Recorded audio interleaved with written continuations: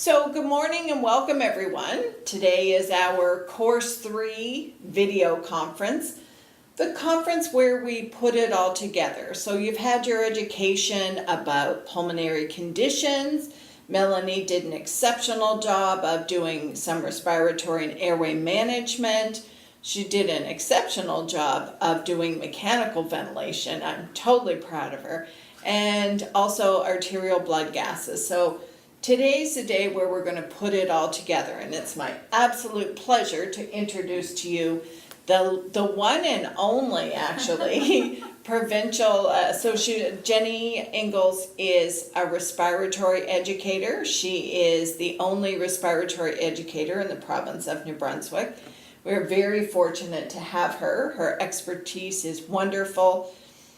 Not only is her expertise wonderful, but her flexibility is wonderful. So thank you. Jenny is really a godsend to me and this program. So I thank you for hanging out with me today, Jen. And today we're going to talk a little bit about ventilation and a lot about patient management. So I'm going to turn it over to Jenny, and she is going to focus in on the ventilator. So I don't know really how much you're going to be able to see of this machine, and I can't get it too much closer because I'm tethered to some tanks for getting this to work. In your facilities you may have different ventilators than the one that we're talking about here today. I know in Fredericton and Moncton they have some Drager ventilators. We've got a few Drager ventilators in St. John as well. But I'm just going to talk about the basic principles of using this ventilator. Now I know that I'm just going to start ventilation, so we can talk about some of the parameters that are on the screen. So when you're looking at a ventilator, when it's running and there's a patient attached to it, I've got a test lung here that's running, so that's a little bit closer. I don't know if I can turn it towards there a little bit. I know you can't see the graphics or any of the waveforms, but I'll just kind of point out some of the information that's on the screen, some of the buttons and things like that. So when you're looking at the ventilator and you're wondering what the set parameters are for the patient, Yes. looking at the bottom part of the screen is where the set parameters are. So whatever is the set FiO2, the set PEEP, the set respiratory rate, and the set, in this case it's pressure control because we're in a pressure control mode of ventilation. But if you're in volume control, this is where you'd find the volume value. Now down the side of the ventilator screen, this is where the monitored values are, so things that we're going to find out about the patient. So in the top left-hand corner, it's my left, is the peak airway pressure. So peak airway pressure is the highest pressure that's achieved over the course of the breath. So you may, depending on the mode of ventilation that you're in, this may be a parameter that changes during the day or while the patient's being ventilated, or it may not, but it's something to keep your eye out for. And we talk about, I think you guys went through modes of ventilation a little bit, and we might touch a little bit on modes of ventilation today. We won't go too in depth, but you should be aware of whatever mode of ventilation that you're in, what's going to change based on the lungs, the patient's lung characteristics. So there's peak pressure. Moving down is the mean airway pressure, which is a value that you don't really have to worry too much about. It's just on there. It gives you the average pressure over the course of the breath, and it's mostly influenced by PEEP. The next value that's on here is the PEEP value. So the PEEP is the level of pressure that's left in the lungs at the end of the breath. This is an important concept to understand that and how PEEP works. So I'm just going to do a quick little demonstration with PEEP. And sorry Steve, I'm going to move this just a bit. I'm going to hold this test lung. Get it out of that thing. And with this test lung, I'm going to kind of show it side on so that you can see how much it's expanding. So I'm going to take PEEP. So right now I'm set on a 5 with PEEP. And I'm going to increase the PEEP to 10. Now can you guys see a change in how the shape of this test lung is? It's not quite as dramatic with 10, but you can see that it's a little bit more inflated. So now if I increase the PEEP to, my alarm's going to go off because I'm going up above. So I'm going to put my PEEP at 20.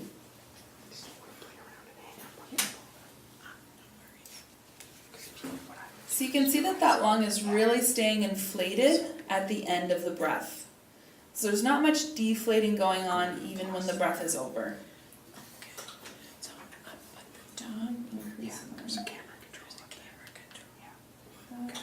And now I'm going to increase my PEEP even higher to 30. And can you see there that now the lung is barely even collapsing out to the end of the breath, it's staying inflated most of the time. So that's just a little demonstration on how kind of PEEP works. Think about it as an inflated balloon, and that when the balloon's inflated, there's much more surface area for gas exchange. So it does do a lot to help increase oxygenation. So moving down from PEEP, there's the respiratory rate. So respiratory rate, depending on the patient, it can be spontaneous, it can be set, and this respiratory rate is the actual respiratory rate. So if I take my test lung and I start to breathe for the patient, you can see now that my respiratory rate, which is set at 15, is now at 18. And another thing about the patient triggering the breath is you can see there's a pink T at the top of the screen.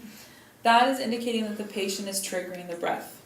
You can also see in the ventilator waveform graphic, which I'm sure you can't see at this point, but there's a pink upstroke on the flow waveform, and that's also telling you that it's the patient that's triggering the breath, not the machine. So if you move down from there, I'm just going to set my test lung down. They'll have the oxygen concentration, so there's FiO2 that's on there. If there's a big discrepancy between the FiO2 that's displayed and the FiO2 that's set, that's an issue with the ventilator, and you should tell the RT to have a look at that. And then the next thing down is the I to E ratio. So I to E ratio is telling us how much time in proportion there is for inhalation to exhalation. When you and I breathe normally, we would inhale for less time than we exhale. And we try and mimic that same breathing pattern for patients who are on a ventilator. So generally you'd have 1 to 2 to 1 to 4 as the ratio. In a patient that has COPD or asthma, you may find you have a longer exhalation time. So you might end up in like 1 to 4, 1 to 6 territory. So that's there on the screen. So moving down is minute ventilation. So that's a function of respiratory rate times tidal volume. And if you can kind of freeze this into your brain about blood gases and minute ventilation. So as minute ventilation increases, CO2 decreases. And as minute ventilation decreases, CO2 increases. So this is what guides the changes that we make according to the patient's blood gases. So if their pH is low and the patient's acidotic, and we want to get rid of CO2, then we would increase the minute ventilation by manipulating either tidal volume or respiratory rate. And depending on the patient's characteristics, we may choose one over the other. Yeah. Like in the example I said before about COPD, if we're trying to preserve that exhalation time, then we probably would manipulate the tidal volume so we don't have to change the respiratory rate.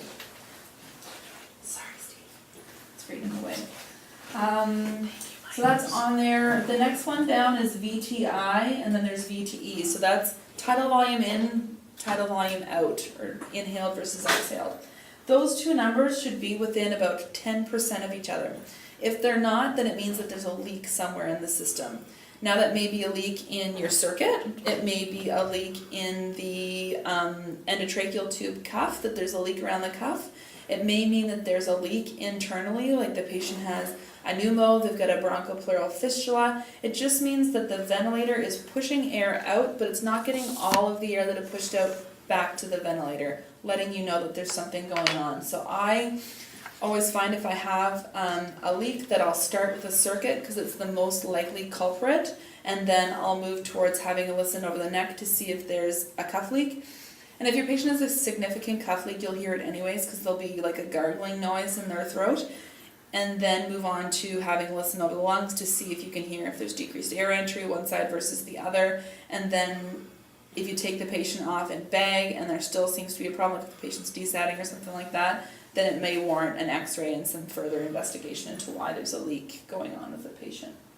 Now, Jenny, from a nursing perspective, If I heard a leak and I couldn't find it anywhere in a circuit, would it be acceptable for me to add air to the cuff without any guidance from a respiratory therapist or? I would cautiously add air to a cuff. We generally, and I don't know that this is like a horizon rule, but this has sort of been a rule in the past, is that nurses can add 1 cc, but beyond that, you should talk to a respiratory therapist to see if there's some other condition going on. Another thing to do if you have a leak and you put a cc in, it doesn't seem to resolve it, check the position of the tube. Because if it has moved up and it's now above the vocal cords, you could put 10, 15 cc's of air in that cuff and it is still not going to seal the upper airway. So just have a listen and then have a look and see if the tube is at the same position at the lip as it was when you started. Okay, that's good advice. But don't put air in if it doesn't solve the problem. Call someone and get some help in case there's some kind of fistula between the trachea and the esophagus that's causing the air leak, and that's a dangerous scenario, so you'd want to have some backup for that. Perfect, thank you. So other things that you might want to know about the ventilator, again, the modes are displayed up here in the top. Some buttons that you might want to know about is the alarm silence button, and I'll just give you a little kind of caveat to using that alarm silence button. If your ventilator is alarming, there's likely a reason for it. If your patient's coughing, that's probably the reason. If your patient is alarming and you're not sure what the reason is, start with the patient and move back to the ventilator. So assess your patient, look at them, do a visual assessment, have a listen to their lungs, listen over their neck to see if maybe it's the leak that's causing a problem, and then kind of feel along your circuit, and then you can silence the alarm.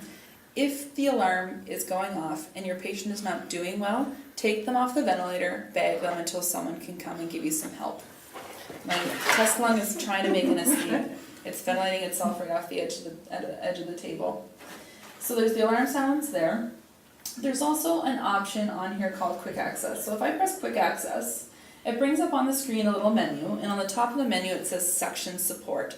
So in Section Support, if I click on Section Support, it comes up with an option for pre-oxygenation. So what this should be used for is if you have to do open suction. So if you're suctioning without a closed suction catheter, like if you're suctioning, say, a patient who's been ventilated for a short period of time, they're anticipated to be ventilated for a short period of time, and you're using an open suction catheter instead of a regular closed suction catheter like this one.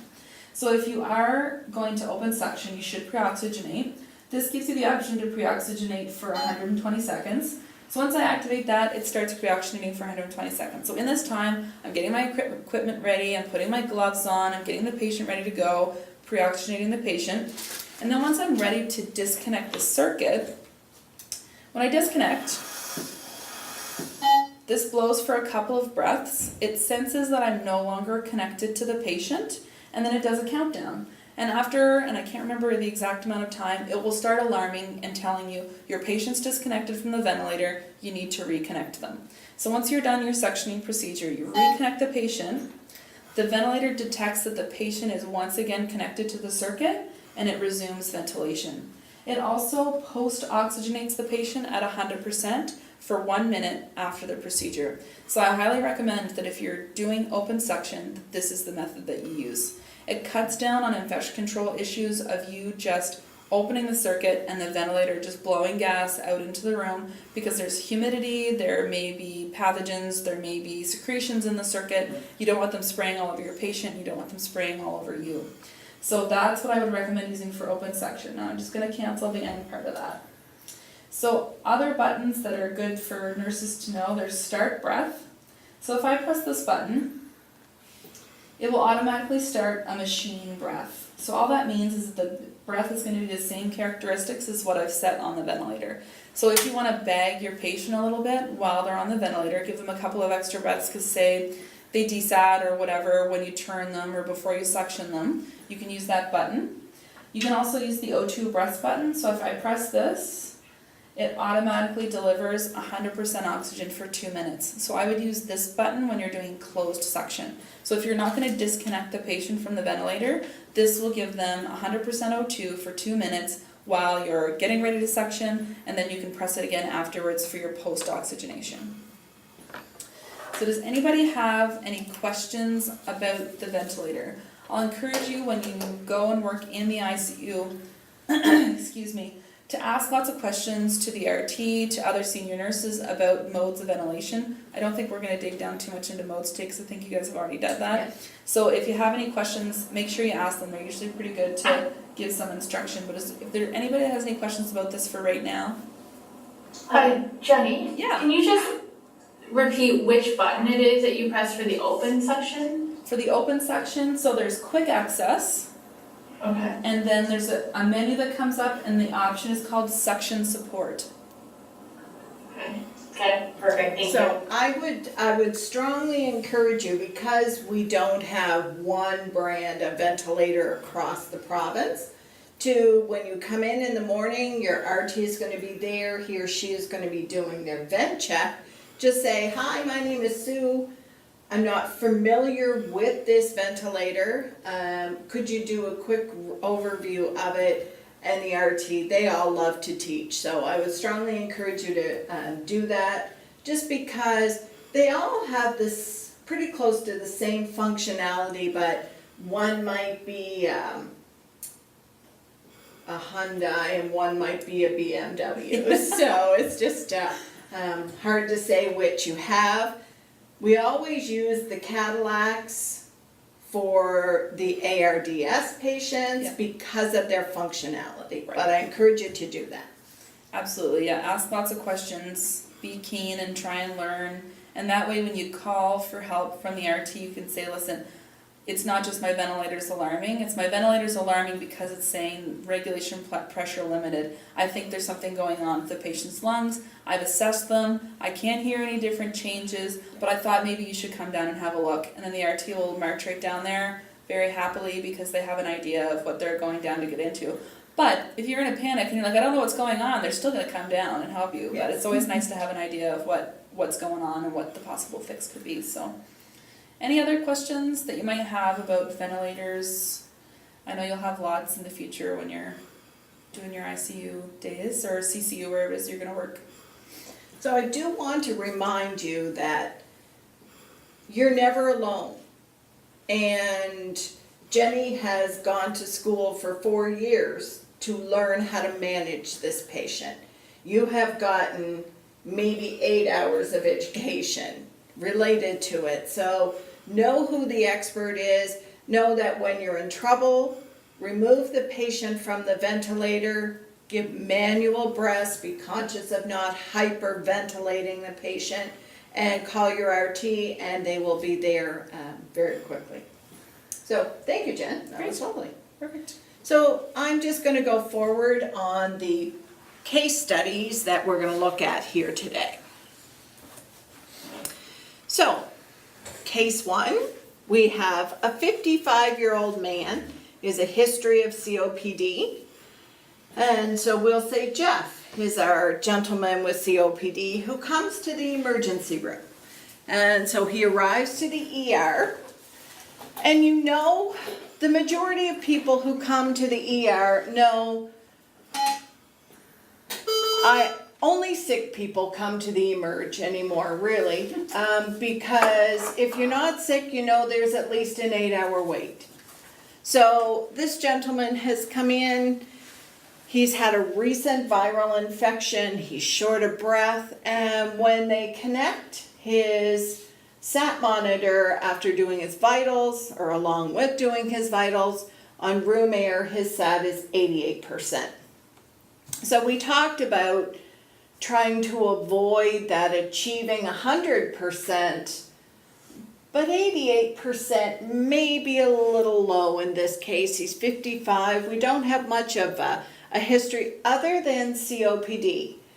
And so we did talk about the patient who is a CO2 retainer, and we talked about them because our foundational education embedded this fear into us that all patients with COPD are CO2 retainers, and we come up with the philosophy that that's not true, that there are very few of those patients.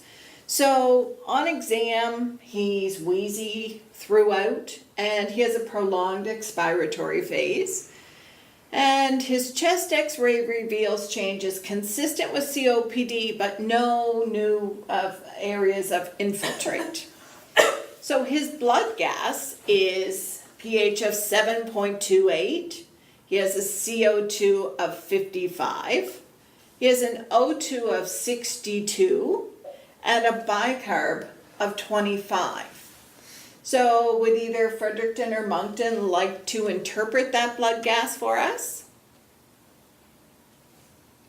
And just Respiratory acidosis. yeah, well done, well done. Is he compensated or uncompensated? Or Uncompensated. well done, well done. So, what do you want to do for this gentleman? Do I just slap some oxygen on and here's 50%, here's 100%, here, so how do I manage this patient? And who do I call? So I'm in St. John. I have called Jenny. And so Jenny has come down. And takes off the 100% now.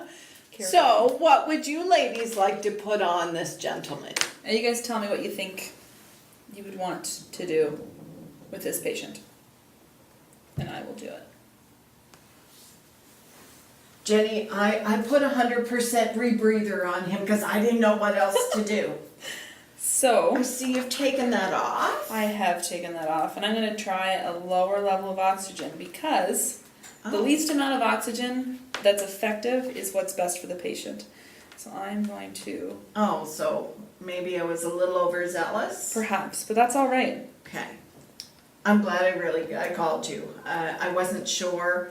I just wanted to get a SAT of 100%. Is that what I should be looking to achieve? No, we should aim for a SAT between 88 and 92, and I guess it depends too on the patient's level of distress. So if they're at 88 and they look quite comfortable, they don't seem to be in any distress, then I would be very conservative with my oxygen therapy. And in this case, I'm only going to put him on about 2 liters a minute and then titrate to effect.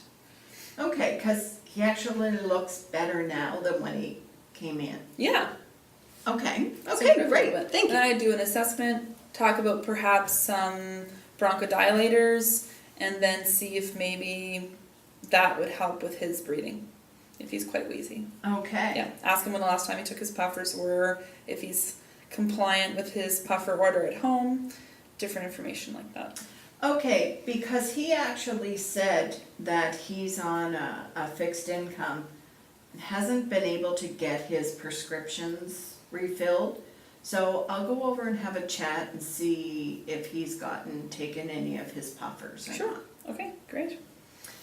So this gentleman gets admitted to the ICU with pneumonia, but he then gets intubated for severe hypoxia. And so he's been on the ventilator for 5 days now, which is a fairly lengthy time. And I'm the registered nurse, and I assisted my physician with insertion of a new right subclavian. So right subclavian area here. We have a new central line inserted. And so the doctor has left me and I'm hanging out with Jeff. He's doing most of the breathing on his own. He's actually doing fairly well. And then all of a sudden he becomes really agitated.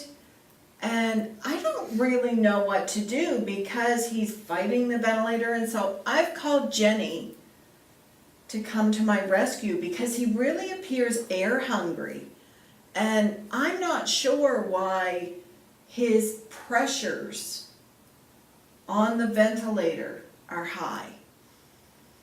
So Jen, I've ordered an x-ray. I don't really know what's happening with this guy. I'm just gonna bring up his x-ray so you and I can take a quick peek at it. Sure.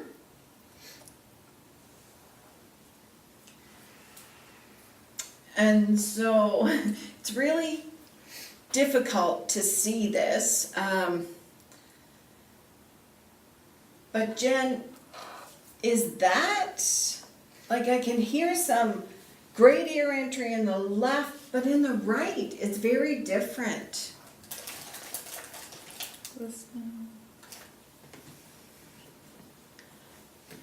I would agree that there's not much air entry at all on the right side, and I mean, you could do. So I don't know if you're able to see on the video up there, but there is an actual line of demarcation here where there are lung markings over in this area. But on the outside of the right lung, where it's indicated on those arrows, there are no lung markings. And your presentation, actually, you can see it much better. This would indicate what? What do you think has happened to this gentleman related to his recent activity? Pneumo. Yeah, well done. Yes. So I'll just give you a little mnemonic that you can commit to memory about a scenario like this. So if Sue is the nurse at the bedside and she has this situation where she's not sure why the ventilator is alarming, why the patient is agitated, air hungry, looking like they're struggling. So I always say DOPE, and it's something we use for babies and little kids. So it's dislodged, obstructed, pneumothorax, or equipment. So you go through and say dislodged. So you look at the endotracheal tube. Is it in the proper position? Has the patient self-extubated? Is the tube been pulled out partially? Is it down too far perhaps? And it's only ventilating one lung. So always have a look and see if the endotracheal tube is in the same position that it's been in all day. The next is obstructed. So is the endotracheal tube blocked with secretions? Is the patient biting it? Is it kinked off because it's being pulled outside of the mouth? So have a look, do a visual inspection, and then try and pass the suction catheter down through the endotracheal tube. So if you've got a closed suction in place, it's as easy as just slipping that suction tube down and make sure that you can get it down all the way until you meet resistance, which should be a fair way down through the endotracheal tube. And if you meet resistance early and you feel like that tube's obstructed, you can attempt to suction. If not, you need help immediately because the endotracheal tube's blocked and that patient's not able to breathe. The next one is pneumothorax, and that's the investigation that we just did. So if you're suspicious and the patient's background leads you to believe that that might be something that happened, that newly inserted subclavian line is a risk for pneumothorax, listen to the lungs bilaterally. If you don't think you hear something on one side versus the other, you can do some percussion if you're skilled in listening to changes in the density of the patient's lungs. But the first thing you should do is order an x-ray. Call the doctor and say, I think my patient has a pneumothorax, or I'm suspicious that there's something going on. I think the patient should have an x-ray. You get an x-ray, have a look, and you can eliminate the possibility of pneumothorax. The next in the mnemonic is E for equipment. So is it your ventilator, that there's something going on with your ventilator? So that's when you follow your circuit back, make sure the circuit is not kinked, caught between the bed rail and the bed, which has happened before and it's been totally kinked off, or it's just been pulled, disconnected, the patient's not being ventilated for some reason or another. And if you can't immediately find the answer to that, again, take the patient off the ventilator, gently bag until you can get some help. And I mean bag gently. So it's tough to not bag patients aggressively, especially when the situation is dire. But bag like you would if you're doing ACLS resuscitation, one breath every 10 to 12 breaths per minute, one breath every 5 to 6 seconds, and squeeze not until the bag is totally empty, just over 1 second, nice and slow. Any questions about that, or anything you can think of that you want to know about a situation like that? So always think when somebody has had a new central line, think about, oh goodness, What is the proximity to the lung? And if your patient has had a change in respiratory status, then that's when I would be concerned and I would be doing my physical assessment. Like Jenny said, when you are unsure, take them off the vent, avoid aggressive bagging, but 1 1,000, 2 1,000, 3 1,000, 4 1,000, 5 1,000, breathe 1,000. Which seems like a long time when everyone's freaking out. And I can say, like, when I was a younger RT or when I had just started, I was bagging a patient who had had failure post-extubation from upper airway edema, and Dr. West managed to get the patient intubated, and I was absolutely bagging the crap out of this poor person, and Dr. West is like, "Ho there, you gotta calm down." And so I'll remember that for the rest of my life, and remember to bag slowly and carefully, even when you're feeling your adrenaline pumping. So, anybody, Fredericton or Moncton, how are we gonna fix this situation? How would you think the physician, not the nurse, but the Not the physician? RT. Yeah. Yeah, this is a medical emergency. So how do we relieve? Chest tube.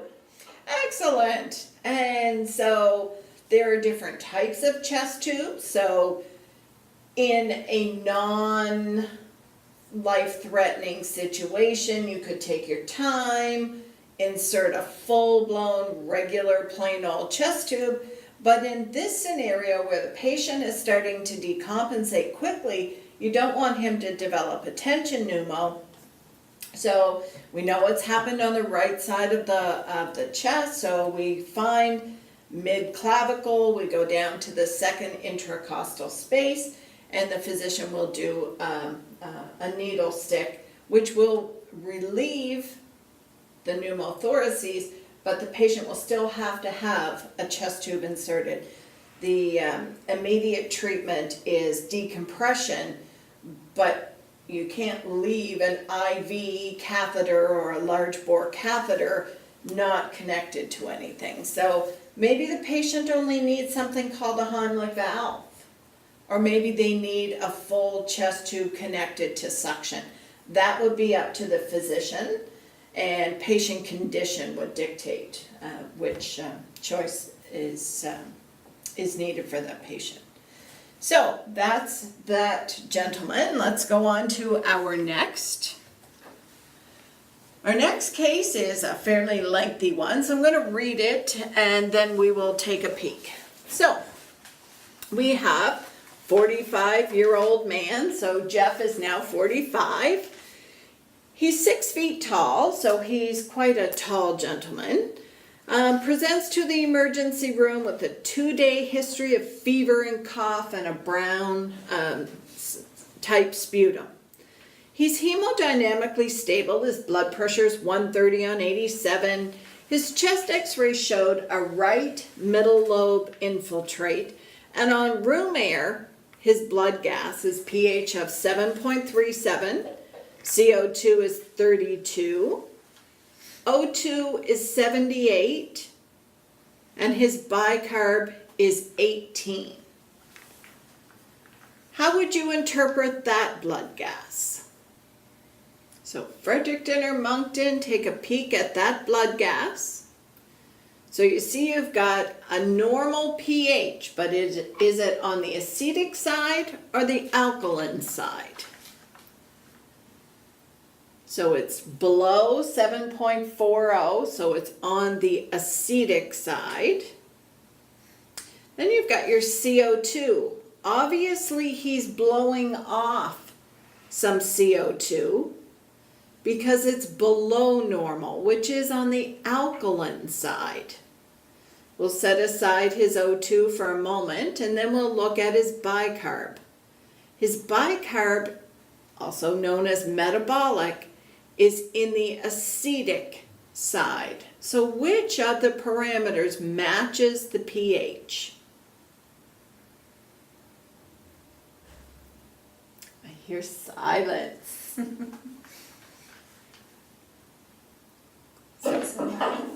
Bicarb.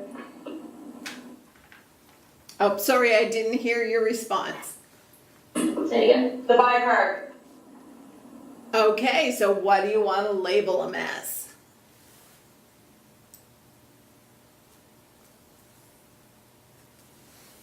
He's compensated. Metabolic acidosis. Well done. You want to be partially. So he's got a normal pH. His CO2 is trying to help that out. Partially compensated. Metabolic acidosis. So Jen, do you think it's partially or fully? Fully compensated. Yeah, I think it's fully compensated also because you have a normal pH. And so your body is saying, hey, I have kind of a metabolic acidosis going on here. I'm going to try and fix that by blowing off some acid or blowing off CO2. And so that is what has helped normalize the pH. So he started on antibiotics and he's admitted to a floor because he's not ill enough to be in an intensive care unit. An intensive care unit is going to be full of bugs. So we try and avoid, and I don't mean physical bugs, I mean infection. We try and avoid routine admissions to an intensive care unit. So he goes to the floor, and 4 hours later, the nurse calls the RT because she's concerned about his condition. So he's 45, and so you would expect him to be fairly resilient. Doesn't say much about his past medical history, so I'm going to make an assumption right now that it's not significant. So he's got a low blood pressure, 85 on 60, and his pulse is 120. His oxygen sat, which had been 97% on 2 liters, is now 78%. So the RT places him on 100% rebreather. So the 2 liters come off. I'm concerned about my patient. So I called my RT to assist with me.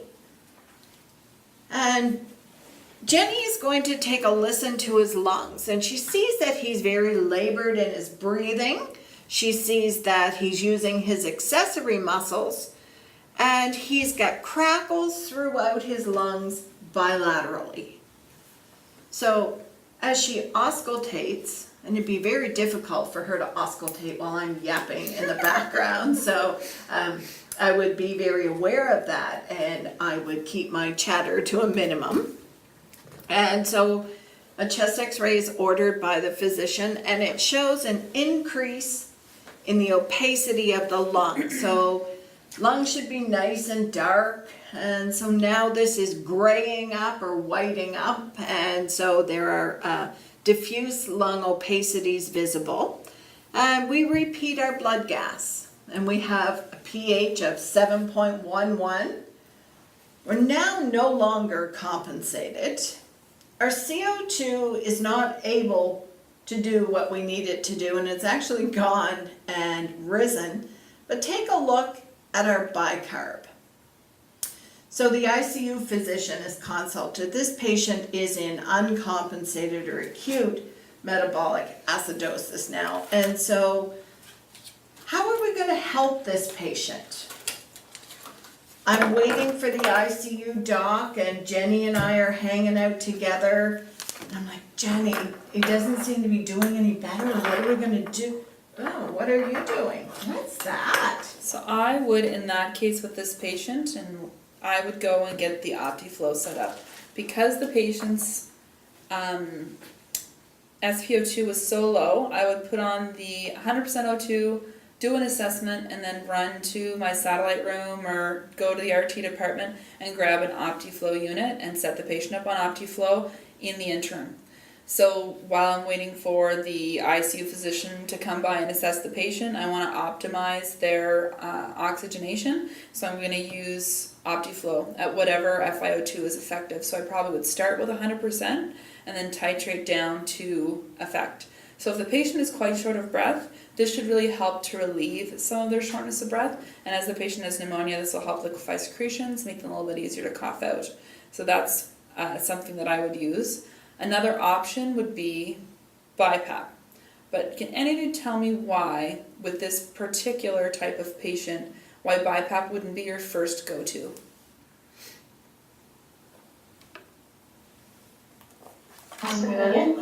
Productive cough. Yeah, exactly. So you've got a patient who's got lots of brown sputum. When someone has that heavy cough and they're coughing up a lot of secretions, when they have this mask on their face tightly, it makes it really difficult for them to clear those secretions. So it's not ideal for them to be taking the mask off, coughing, putting the mask back on. It doesn't maintain the pressure. It's difficult for the patient to tolerate. So I would choose OptiFlow over BiPAP, and then intubation again over BiPAP for this type of patient with pneumonia. Okay, so is he gonna stay on my floor, or is the doctor gonna take him to the ICU? Because his sats are still in the 70s. He doesn't look very good. Do you think the ICU doctor's gonna take him? I would hope so, with SAT staying in the 70s on 100% OptiFlow. There's not really anywhere else we can go from there for this patient, so he should probably be managed in the ICU. Oh, thank But that's not to say that all OptiFlow patients need to be in the ICU, because they don't. They're very fine to be on the wards just about anywhere. So if I'm standing in front of Jeff and I have my colleague Jenny here, it's very inappropriate for me to relay my fears. Oh, is he gonna stay on the floor? I don't know how to look after him. Imagine being in that bed and hearing the one person that you're counting on, who's there 24/7, saying she doesn't know what to do. That there is very few things that are more upsetting to a patient than hearing that the person he's relying on doesn't know what to do. So even if you have that internal fear, I use the foolish little thing, fake it till you make it. And that doesn't mean that you step over your competency and do things you're not comfortable with, but it means that in front of the patient you instill confidence. And I really want to hammer that home, because many patients will say, and I hear them talking to their family saying, the nurse said she didn't know what to do. Well, is the family going to be inclined to leave that night and leave their loved one in your care? Absolutely not. So always instill confidence with whatever you're doing. So we have him on OptiFlow, and he goes to the ICU. Whether he gets intubated or not will depend on how he responds to OptiFlow. So Jenny and I have both seen patients respond really well and not require intubation.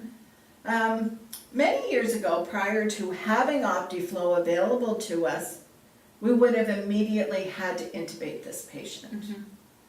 And so OptiFlow is a really nice bridge on either side of intubation, whether it's pre and maybe you can avoid intubation, or post extubation. It can also be a bridge. So it's, think of Martha Stewart, think of OptiFlow as it's a good thing. It is a good thing. We love it. Yeah. OptiFlow is pretty much for everyone. Yeah. Thank you. You're welcome. Okay, case number 4. So we have a 63-year-old woman. She's intubated, and she was intubated 4 days ago for respiratory failure, secondary to sepsis. So her sepsis was related to her pneumonia. So we got her on antibiotics. Why would she have been on vasopressors? So she's got pneumonia. Are vasopressors a treatment for pneumonia?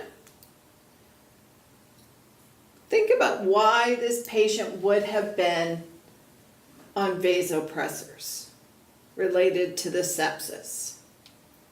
What happens when you're septic? Girls in Moncton?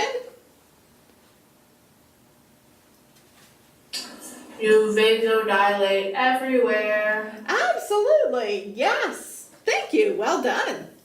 So yes, the toxins floating around in your system have a very negative impact on your vasoconstriction ability. And so you get this massive vasodilatation that the ladies just spoke of, where you get vasodilatation everywhere. And so septic shock always requires some type of vasopressor. Most commonly, you're going to see Levofit. So her white blood cell count has dropped down, not normal, but certainly much better than it had been. And she's being weaned from the ventilator. So she is on a pressure support ventilation. She has an oxygen level of 0.4 or 40%, and her PEEP is down to 5. But the pressure support is at 25. So what can you tell me about that support? Is she on a lot of support from the ventilator? Or is she ready to be extubated in the next 15 or 20 minutes? What do you think? So she's breathing on her own. Lots of support. She's still on a lot of support. Absolutely. So she's on a lot of pressure support. I'm just going to demonstrate a little bit with the pressure support. I'm going to change this to pressure support. I'm going to put it on 5. Because her respiratory muscles may not be as strong as they need be. Okay, so I don't know how well you can see what I'm doing, but this is a pressure support of 5. So it actually takes me a fair amount of effort with my hands to get a decent tidal volume for my supposed patient. So I'm pulling pretty good, Yeah. and I'm getting about 500 mils with this. So that's on a pressure support of 5. So I'm going to increase my pressure support to 25. So I almost only have to touch the test lung in order to get a breath. So does that make a little bit more sense? So the patient has to only put in a minimal amount of effort, and I'm getting 600 mils for that. And I So could probably Jen- shake the circuit and get a breath. in Yeah, this so case. really she would just have to barely initiate a breath and the ventilator would say, oh, let's help her push that in. That's right. Okay, so it is concerning also that she has a weak cough, she has a huge amount of secretions requiring suctioning every 30 to 60 minutes. It'd be a busy day, it'd be 60 It would be. seconds. And so this patient is not ready to be extubated. It's great that she's breathing on her own, and if she's comfortable maintaining that, she doesn't need that full ventilatory support. And so progressively over the next period of 12, 24, 36, 48 hours, the respiratory therapist will wean that pressure support to encourage the patient to do more work. From a nursing perspective, what you have to monitor is how hard that patient is working. What is the work of breathing? So with every ventilator change and drop in pressure support, Jenny's going to be looking to me to give her guidance because she still has to do 12 or 16 other ventilator checks. And so when she makes a change, she will stay and make sure that the patient is okay. But then she has to leave. And so maybe it was okay when Jenny was here, but now the patient's been breathing for 15, 20 minutes with the reduced pressure support, and their work of breathing has really increased. So your job as a registered nurse is to assess that patient and continue to assess that patient. Right, and you can think too of some strategies in order to get this patient off the ventilator sooner. So if she's on 25% or 25 centimeters of water pressure support and kind of riding along doing fine, and you want to increase the patient's tolerance for a lower amount of pressure support, first thing you want to do is position your patient. So a patient who is supine and laying at 0 degrees inclination is not going to be able to breathe as effectively as someone who is pulled up in bed and sitting at 45 degrees. And that's the recommendation for the VAP, is 45 degrees. If you can't do 45 degrees, then it has to be at least 30. So get your patient sat up in bed, pull them up, get some pillows under their feet or whatever it is that you guys do to keep them from sliding down in the end, but get them sitting up nice and straight. Encourage them to do some coughing, so don't have them rely totally on you going down and suctioning. If they can cough their secretions up into their tracheal tube, you can suction it out. You can also suggest that the patient be on heated humidity if they aren't already, because that will help them manage their secretions. And sometimes when we're weaning a patient who's on this high level of pressure support, we do something called sprints, where we'll put the patient on a pressure support, say, if they're on 25, we might put them on 15 for 15 minutes, and then we'll take them back and put them on the high level of pressure support. And then in 15 minutes, we'll go and do another 15 minutes until they can easily tolerate the 15 minutes, and then we'll move it to 30 minutes. And then from 30 minutes to 60 minutes, and on and on and on we go. It's a long way to wean somebody, but it's effective in someone who's struggling to get free of the ventilator. So just some things that we might do. And when we're doing sprints, there will be lots of eye rolls from the RT because it means lots and lots of time at that patient's bedside, which we don't grudge them, but it's busy sometimes. So any questions about any of that stuff? Patient positioning can't be underestimated. Yes. It really has a huge effect on your patient, especially if you have someone who is obese and you have them lying flat. Their work of breathing is going to be increased no matter what. So putting them in, if they can't tolerate the semi-Fowler, then do a reverse Trendelenburg and still use that angle, and again support them so they don't slide down to the end of the bed, but they need to have their head up. A lot of the nurses that I work with their patient will have an intra-aortic balloon pump in. So it's a large catheter that's in their right femoral artery, or left femoral, whichever. And so it's a big balloon that sits in the aorta to assist with cardiac output. And oftentimes I'll go into the room and I'll be like, how come your guy's flat? Oh, he's got a balloon pump in. I'm like, no, reverse Trendelenburg, make sure the footboard is on the patient's bed so that they're not sliding as much. But it's important, even patients who you're not able to bend them at the femoral should be reverse Trendelenburg, and that's important. Absolutely, it helps with a multitude of issues, putting a patient in a proper position. So this is our main case. This is Mr. F, and he's 55, and this is a real case that we had here at the regional a number of years ago. So he was diagnosed with influenza A, and he comes to the emergency department with his wife. So he has a worsening shortness of breath, he's got fever, a productive green sputum, and he has new onset altered mental status, which I think would be kind of the indicator to most people like, ooh, bad things are happening here.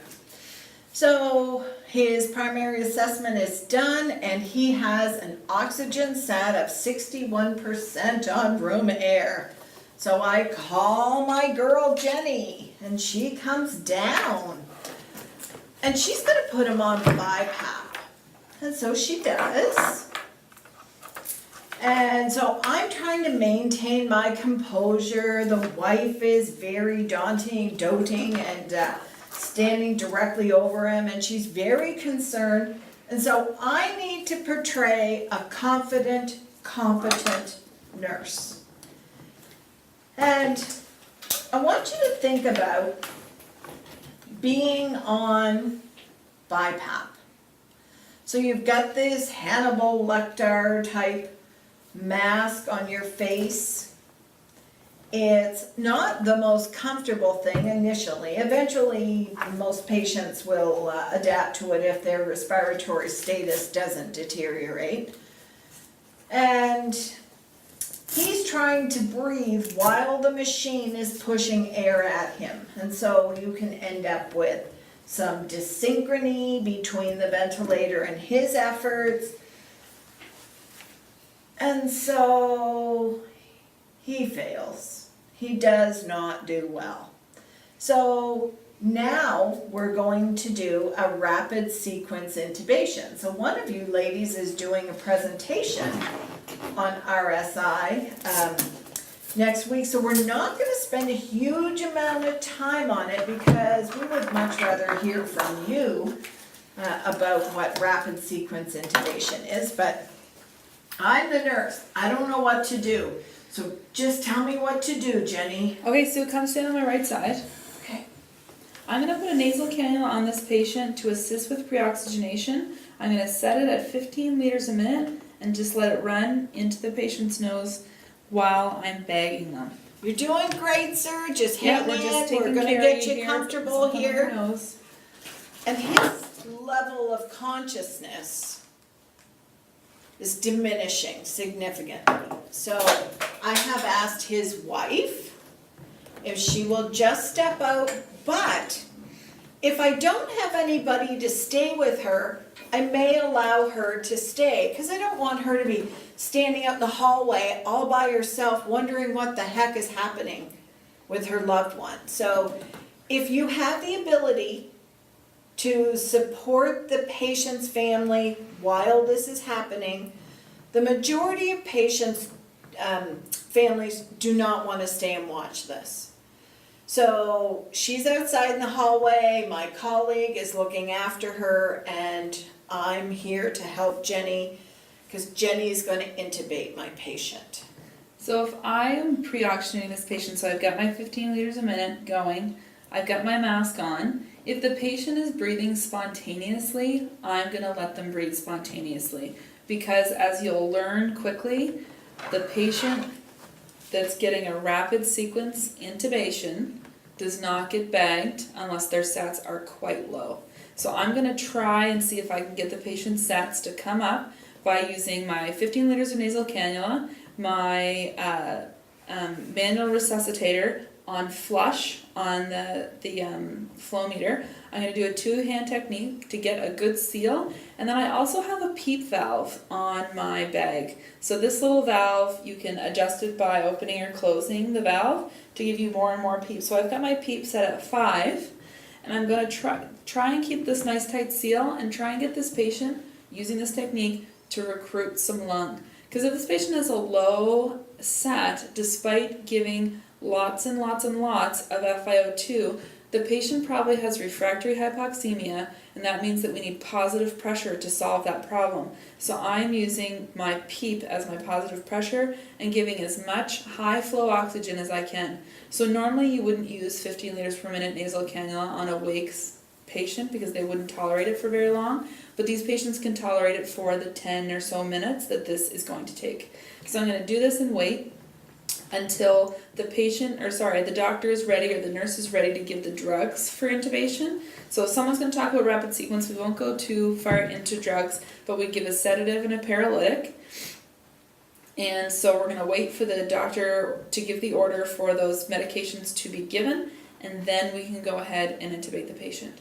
So in this case, Jenny, I've just given 4 of midazolam. He's a pretty big guy, and I've just given rocuronium. Okay. And so I suspect whoever's talking about RSI next week will get a little bit more into the drugs.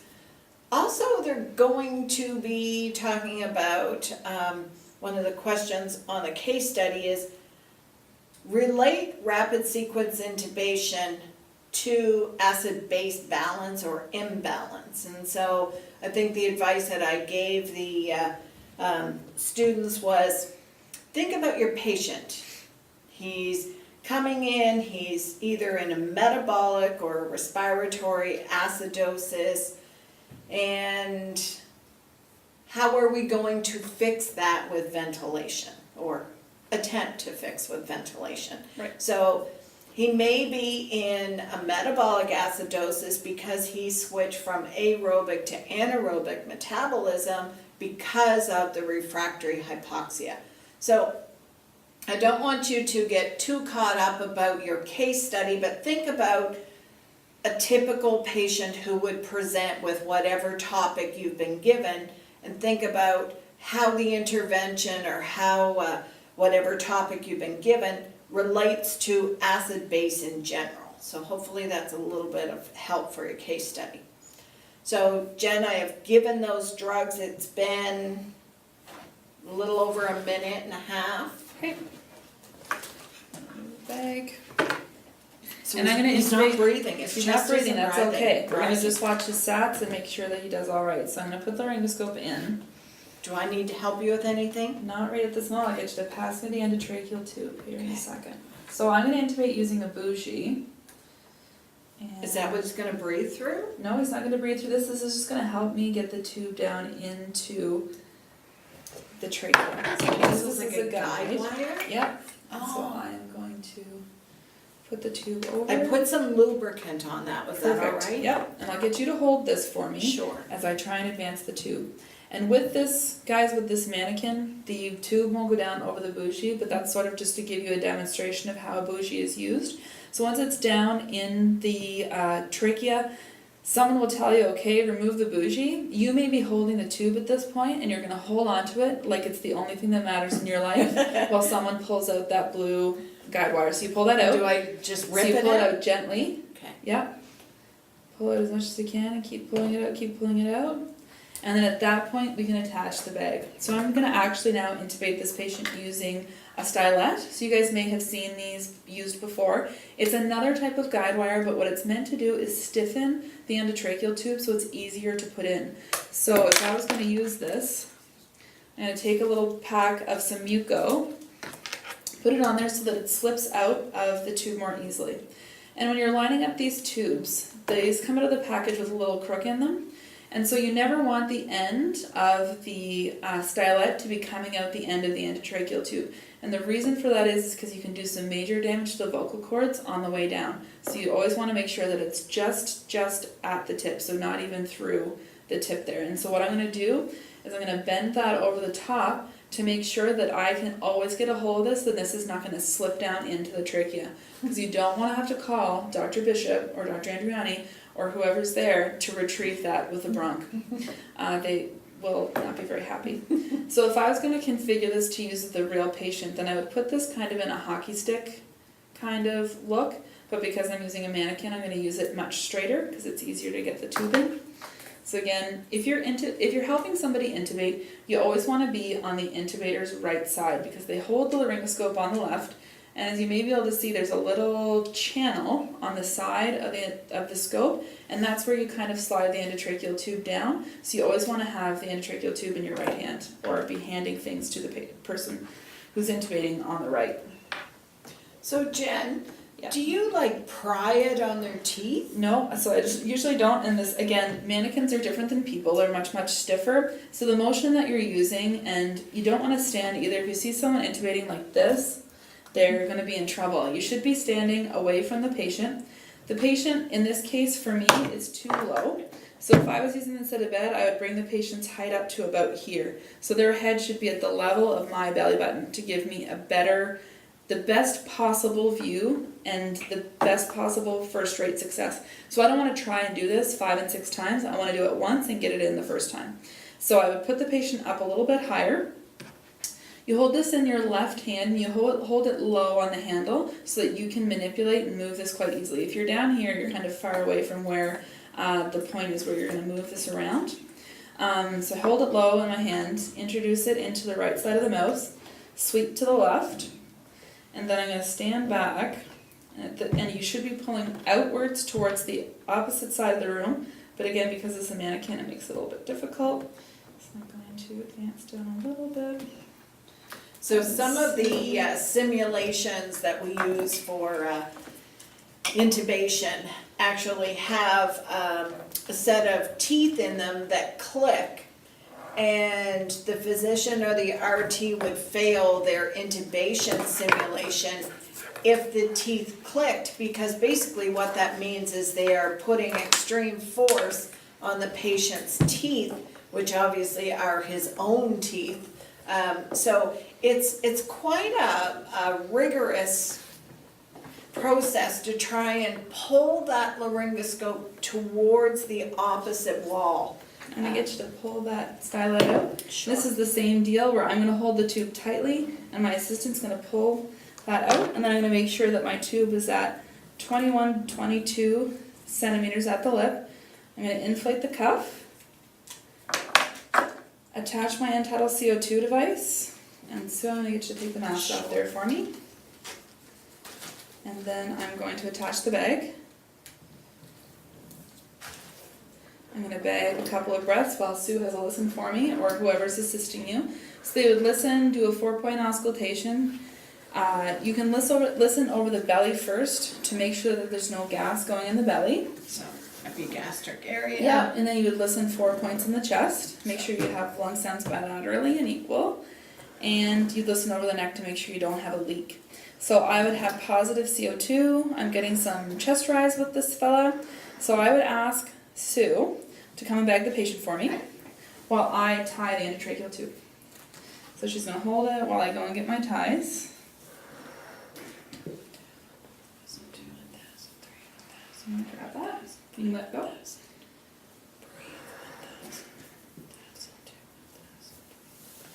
And before I tie things, I'm still going to make sure that it's in the right position. And we'll take those, and I would just cut these nasal cannula off at this point because you can leave that going throughout the intubation. And then you just grab your scissors and cut them off when you're done. I'm going to tie this in a bow because I want to be able to take it off later, but when you're tying for a patient, you tie it in a knot. And you should be able to just slip 2 fingers between the ties and the patient's neck in this case, or face in this case. So I'm just gonna kind of slip those Jenny, down. Yep. this is the first intubation that I've assisted Okay. with, and I've never cared for a patient who's had this on them. How come? So this is meant to be a temporary measure. So this is a colorimetric CO2 device. So it just tells you whether or not you're in the trachea, or sorry, in the lungs. So it's yes for yellow, but one thing to note, if you're at a code and the patient has had epinephrine down their endotracheal tube, that can change the color of this litmus paper and give you a false positive. So if you're in a code scenario, you're not sure whether or not it is in the lungs, then your confirmation at that point would be listening and then eventually an x-ray to tell you whether it's in. So after the first couple of seconds of bagging the patient, it usually takes 4 breaths to get a positive, and that may change again if your patient's in cardiac arrest and they have no blood flow. Then I would remove that and just bag the patient. So it's a single-use device. Okay. Throw it away as soon as you're done with it. So I was reading in my ACLS textbook, and it told me that waveform capnography, and I know that one of our students is doing that as a presentation, that waveform capnography is kind of the gold standard now for confirmation of placement of an endotracheal tube. Let's see if I don't have this. Yeah, it's a bit of an early. Just a bit. Let's see, I'm pulling that down for that's okay. 1, 2. Sorry, you were saying about waveform capnography? Yeah, so I've seen waveform capnography in our intensive care unit. Yep. I've seen waveform capnography in our emergency department, but I've never seen it on a code blue card at the St. John Regional Hospital. Is there any particular reason why? It's been a identified funding issue.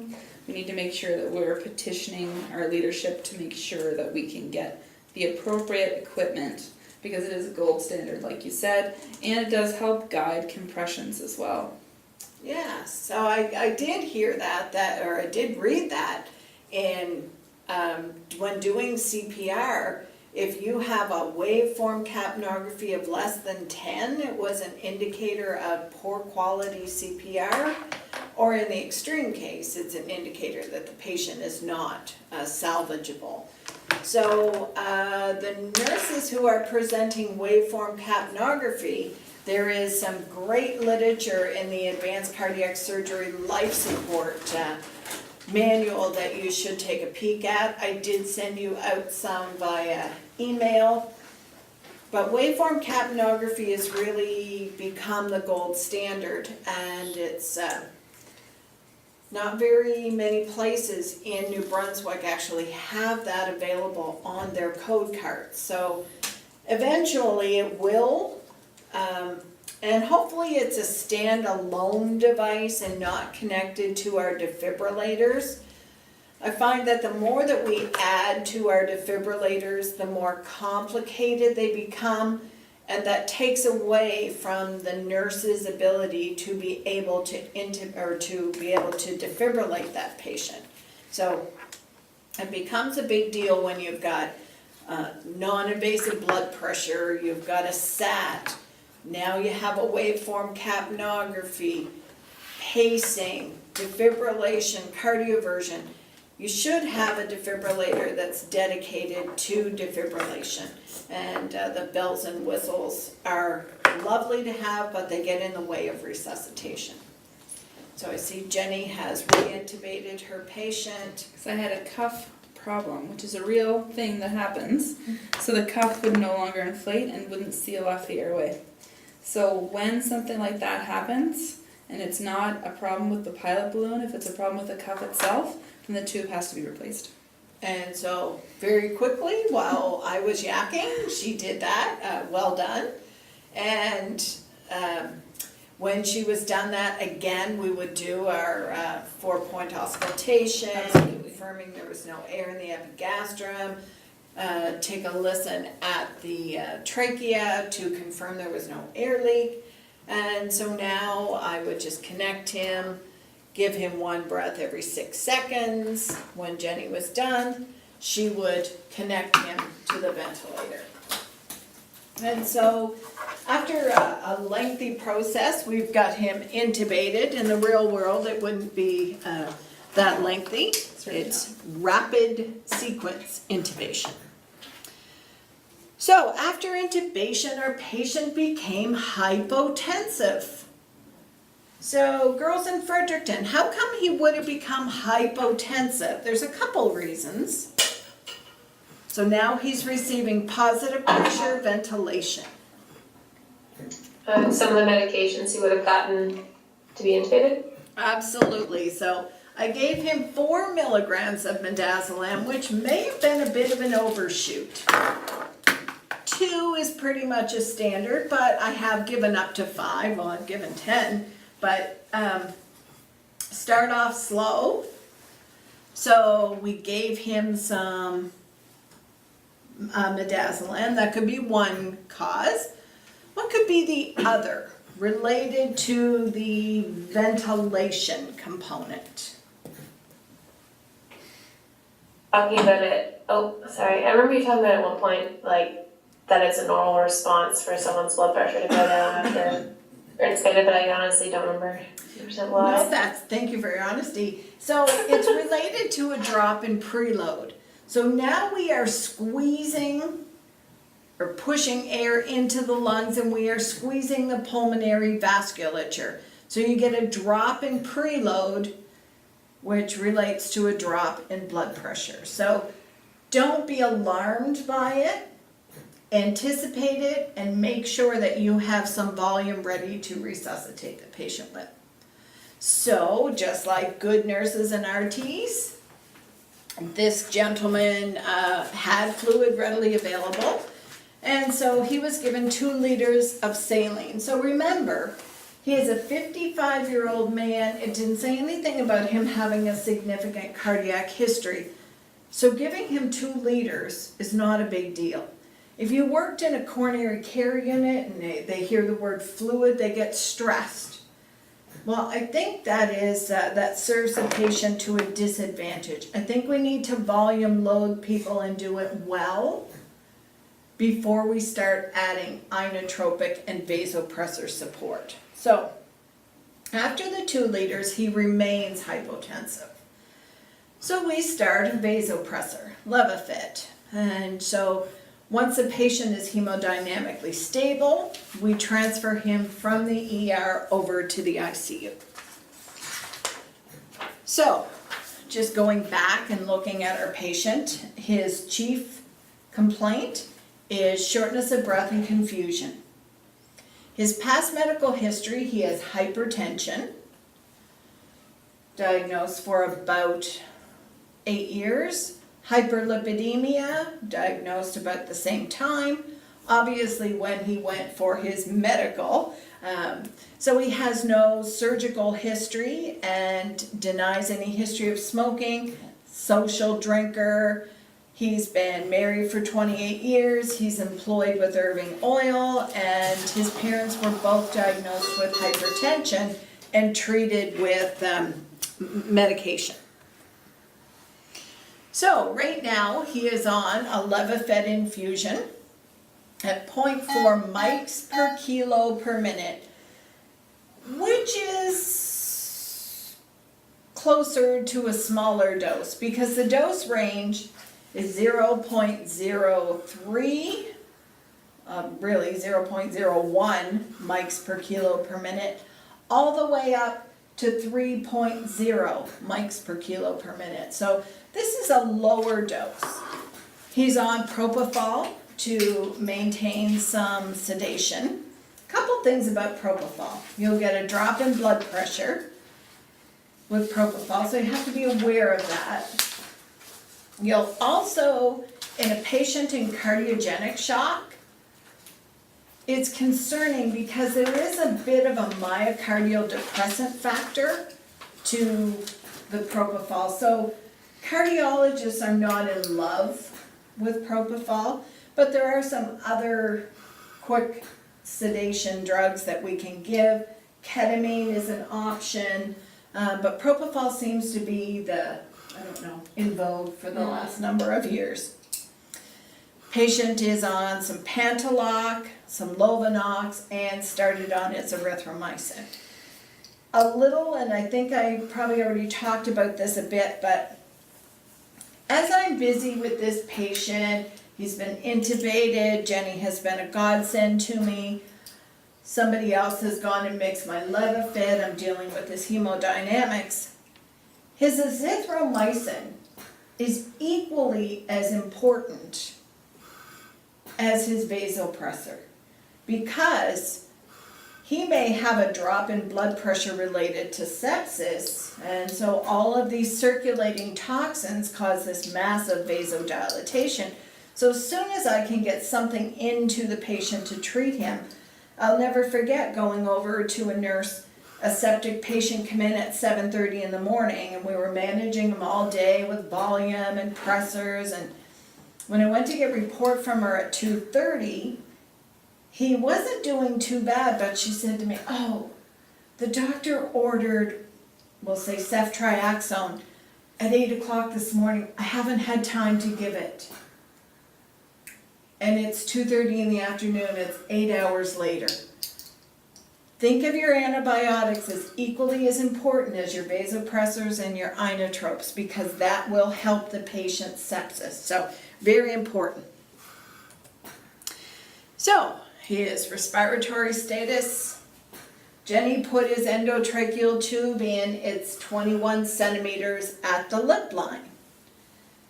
Is that normal? Is it in too far? Is it out too far? What do you think? So there's little markings here.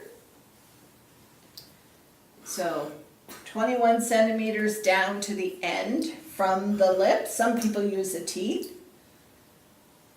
We're using the lip in this facility. So do you think that's normal, too far, or too far out or too far in? 50-50 chance, really.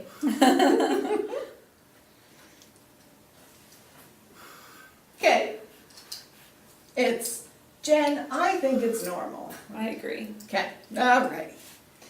So, Jenny put him on pressure regulated volume control rate of 14. She gave him 8 mils per kilo of tidal volume. She put him on 60% O2 and gave him 8 of PEEP. And so I will defer to Jenny to explain why she chose PRVC. Okay, so if you guys have done some review of modes, you already know that PRVC is kind of a hybrid mode between pressure control and volume control. Really, when you boil it down to its essential parts, it's a volume control mode. It has a pressure limit though that we set so that we get to say, I want the ventilator to deliver this set volume, but only up until a certain amount of pressure. If you're in regular volume control, the ventilator is going to bang out that 60 or 600 mils no matter what. It doesn't care that the pressure goes up high. It says, you've told me to give 600, so I'm going to. This one is more like, you told me to give 600, but only up until this pressure. So once I reach this pressure, I'm going to not give any more volume. So it really is a great mode because it gives us the best of those two modes that we really, really like. So with that, as far as choosing 8 mils per kilo, that's well within the normal range that you would choose for volume, especially if this patient's not demonstrating any signs of having any type of restrictive lung condition like ARDS. So with ARDS, we would use smaller than the volumes that we would choose for someone who's not an ARDS, so 8 mils certainly is within that. And we're using ideal body weight, not actual body weight, because as patients get larger, their lung size doesn't actually change. As far as the rate, that would be tweaked to meet our minute volume requirements. So how are we going to regulate this patient's blood gases given the ventilatory settings that we have? FiO2 of 0.6. We try and be conservative with oxygen, so we don't start everyone at 100% and leave them there. We would wean that down to whatever is the effective FiO2. And then as far as PEEP goes, 5 is the normal that we start at, but with this fellow with his oxygenation issues, we would choose to use PEEP in conjunction with oxygen to try and get his oxygenation a little bit better. Any questions about those settings at all from people out there in cyberspace? No? Okay. And just remember, we can't see you, so if you're waving or anything, we have no clue. Yeah. We can only hear you. That's all we got. Alright, so that's those parameters, and this is a pretty normal set of ventilator settings that you would find. Jen, I have a blood gas just came back on this gentleman. His pH is 730, CO2 is 46, his PO2 is 61, and his bicarb is 22.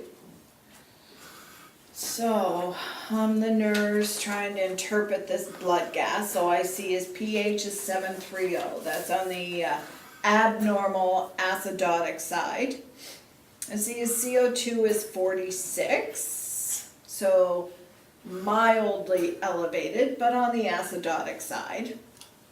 His PO2 is bad. And how much O2? He's on 60%, his PO2 is 61. Okay, and then his bicarb is normal at 22. So I think he's in a respiratory acidosis, but it's not compensated. Right.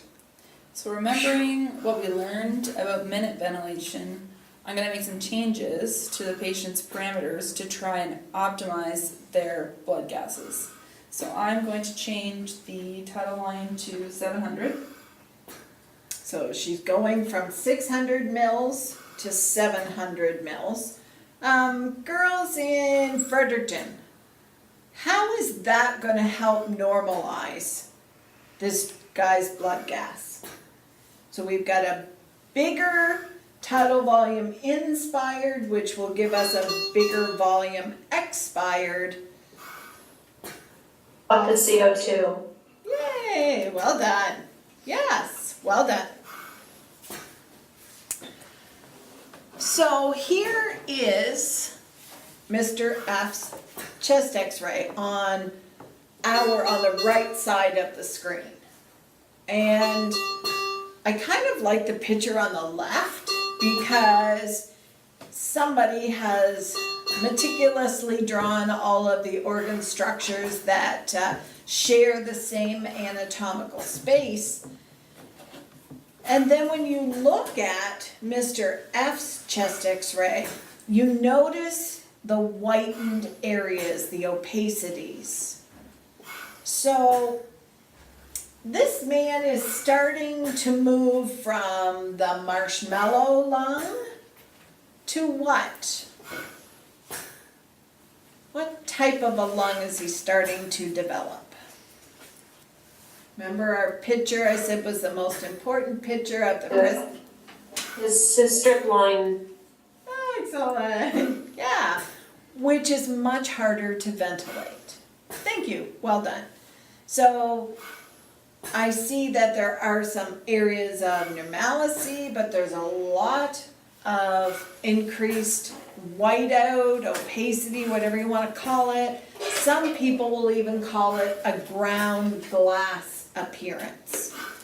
And so right now I see that my heart is not a huge size. The heart should be less than half the diameter of the entire chest.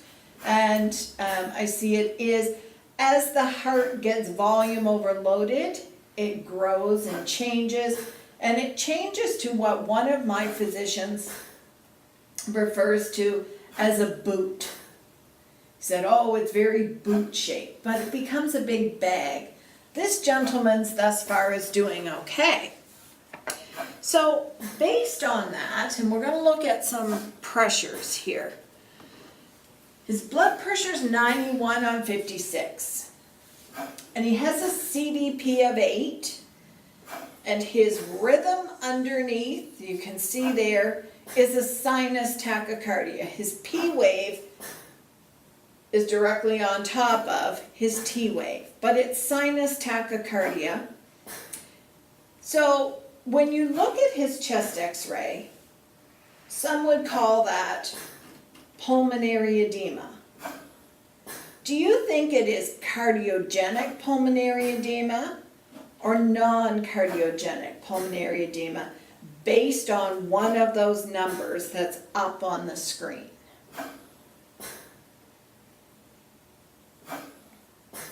So once you look at... I think it's non-cardiogenic, but I don't know. Sure. Yes. So the reason why we're going to call it non-cardiogenic pulmonary edema is because there is volume in the lungs. There is fluid in the lungs. But it's not caused from volume overload in the heart. It's changed from that, it's caused from that change in permeability that happens in early ARDS. And so you get that, and it just continues on through all stages of ARDS. So a CVP of 8 tells you that your patient is not grossly volume overloaded. He has enough in his vascular space, but not too much. So we're going to call him non-cardiogenic pulmonary edema. And so you will hear that by physicians quite commonly. So he also has a Ramsey sedation score of 3. And so this is the Ramsey score here. So do you think that we're adequately sedating him, too much or too little? I'm happy, Jen, are you? Yeah. Yeah, I don't want to narc him, so to speak, so that he doesn't move. But right now he responds to my verbal commands. Oh no, I was just gonna say, personally, I would want to be more sedated, but that's probably gonna. Actually, I have a really quick question for Jenny. Yeah. So when we're adjusting, sorry, I'm just going back just a little bit, God. When we're adjusting, when you adjusted the tidal volume from 6 to 700, Yep. would you, like, why would you do that first over, say, like adjusting the respiratory rate? So it would all really depend on the patient's lung characteristics. So sometimes you'll find that if the patient, so you have a patient who's obstructed, so if it's someone who's like a COPD exacerbation, and we don't want to change their I/E ratio, so we still want them to have lots of time to exhale, but I want to manipulate their blood gases, then I'm going to change the tidal volume first.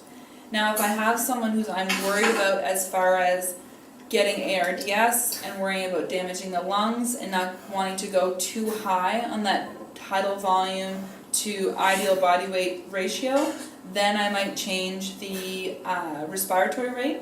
And sometimes we do a combination of the two things because sometimes we're backed into a corner where the patient's lungs suck.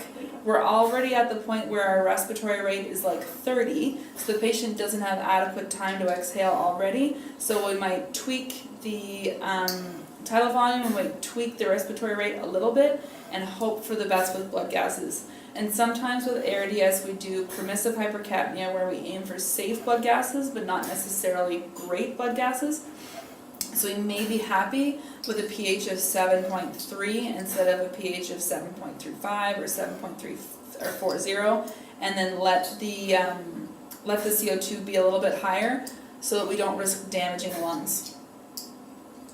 Okay, perfect, thank you. Okay, no Yeah, problem. no, that's great. Yeah, sorry to kind of interrupt there, but No, that's great. That was a really good question. Mhm. Yeah. thanks.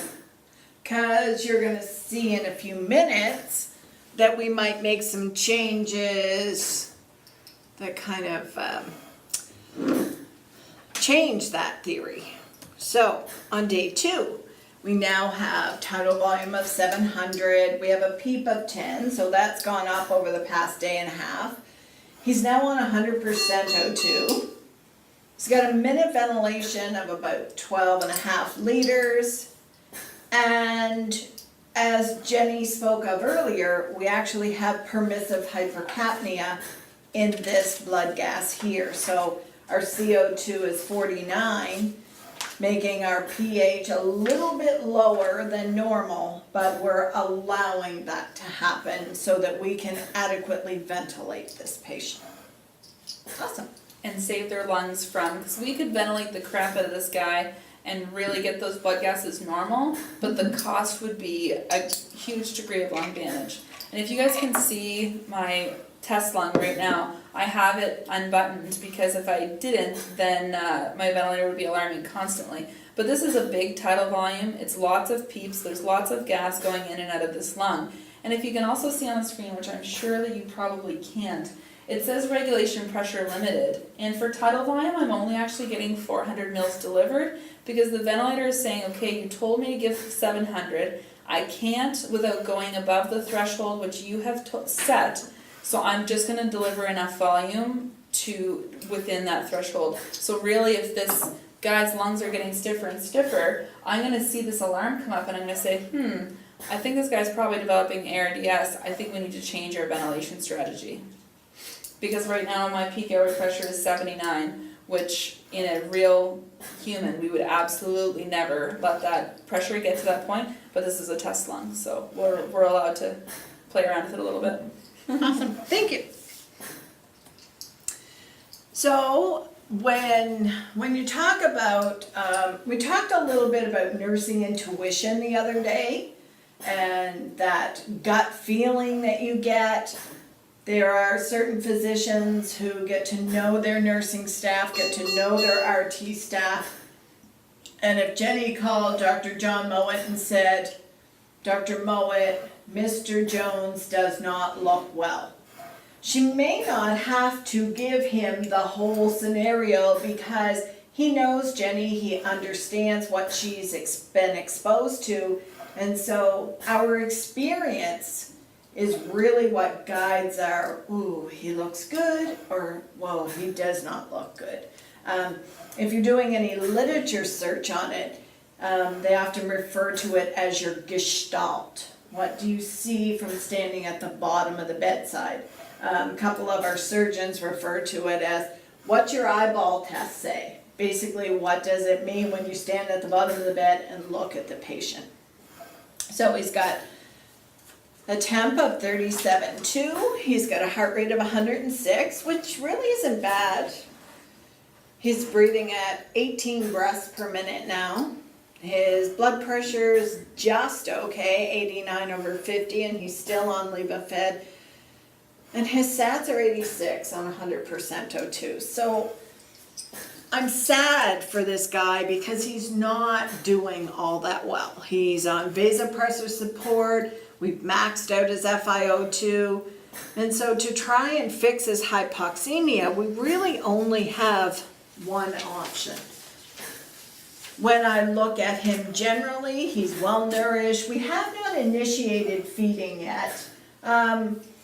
but we have probably put in, or should have put in, an oral gastric tube to prevent that transmigration of gastric bugs. He's got symmetrical expansion. He's got bronchial breath sounds near his bases, and bronchial breath sound should only be heard near the bronchus. So that means when you're having large airway sounds transmitted distally, that you do not have adequate or proper ventilation, or you have something impairing. Usually it means pneumonia, Some kind of consolidation. Yep. so pleural effusion, those types of things. He's got a high-pitched wheeze on expiration. He's got normal heart sounds. He has an extra heart sound in the mitral area, heard best with the bell of the stethoscope in early diastole. So an S3 is an early diastolic sound.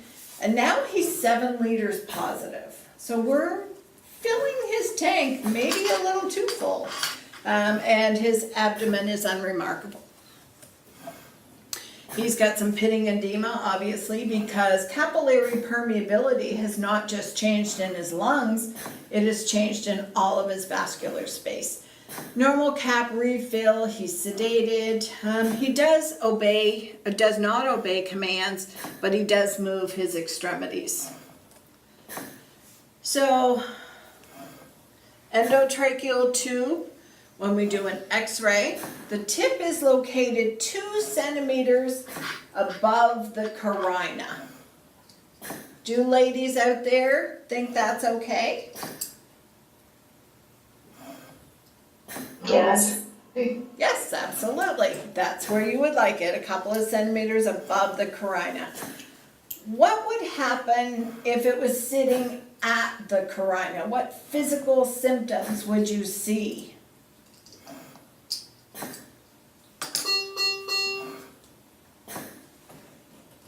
Think about going down and suctioning a patient, and if you go down, maybe you do it aggressively, which you shouldn't, but you go down and you hit the carina with the end of the suction catheter. What does the patient do?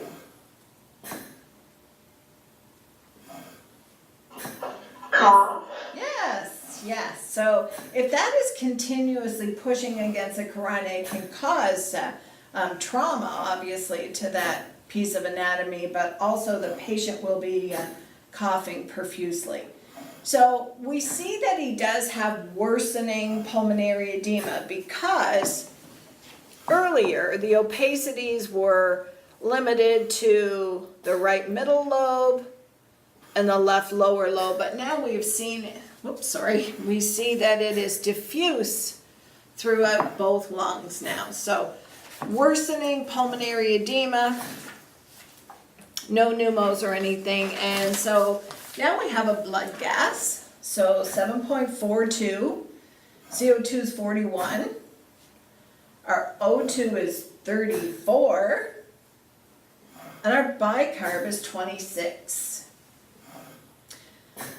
Anybody have an initial reaction to that blood gas? Not a bad acid-base balance. Anybody happy with it? That's a really low PO2. Yeah. Considering the patient's on 100%, we are in dire straits, as they would say. So I would say to Jenny, Jen, I took this sample from my arterial line. Would that give her any more or less confidence than if I said I did an arterial stab? What could this be if it came from an arterial stab? A venous gas. Yeah. But we took it from an art line. So this gentleman, I'm surprised at his acid base.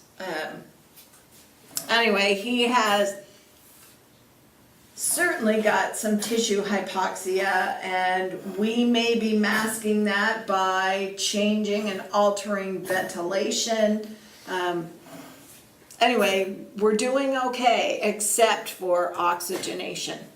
He's got some pretty normal blood results except his creatinine. He came in with a normal creatinine and now it's up to 373. So now we're starting into, and you'll learn this in course 6, multi-organ dysfunction syndrome, or MODS. And so anytime you have more than one organ involved, mortality significantly increases. So now we're getting really concerned about this gentleman, and he's only 55. So when we look at what are some of the risk factors for him developing ARDS, there are the direct and the indirect. So his is likely from his pneumonia. A lot of, back when H1N1 was a huge concern in Canada, a lot of patients developed ARDS and died because of that, related to the type of pneumonia. So be very aware of pneumonia. It doesn't just kill old people. It kills the young also. And then the other things that we talked about, but some indirect, which this gentleman may also be experiencing, is sepsis. So the gentleman who comes in urosepsis. A lot of the elderly are admitted with confusion. Number one cause of confusion in the elderly, if it's not dementia or Alzheimer's, is urosepsis. Maybe the patients had massive blood transfusions. Acute pancreatitis patients often develop ARDS or a severe trauma. So he has a couple of risk factors, one direct and one indirect. So when you look at the causes of ARDS, sepsis and pneumonia certainly take well over 50% of the causes. Aspiration, and so when we talked about putting in an OG tube, trying to decompress the stomach so that we are minimizing that risk.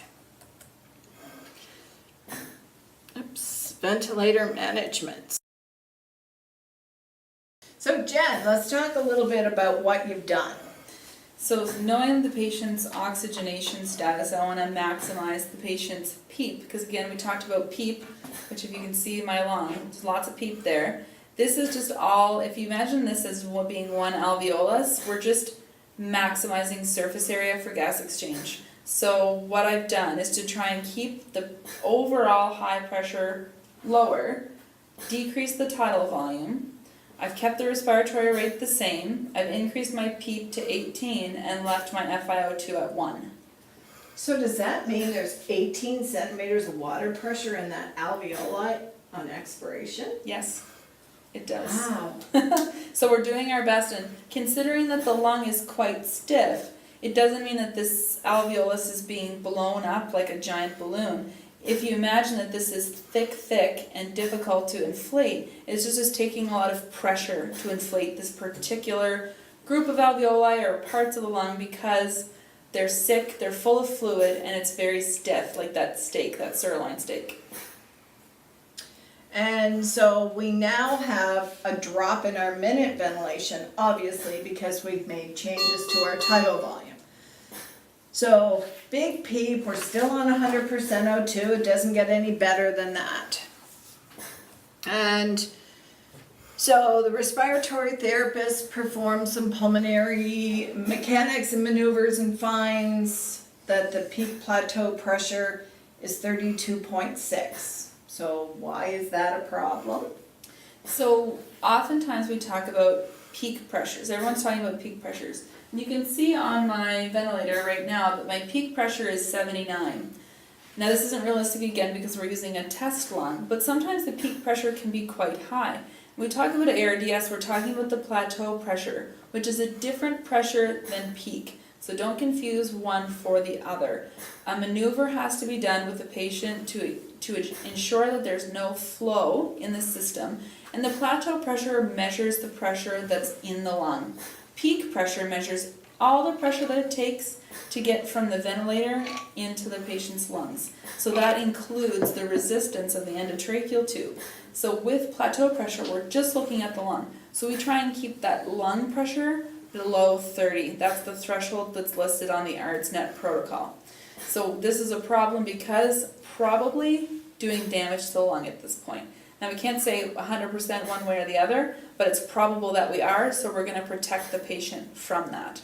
So, I don't know if you want to go to the next slide. Sure.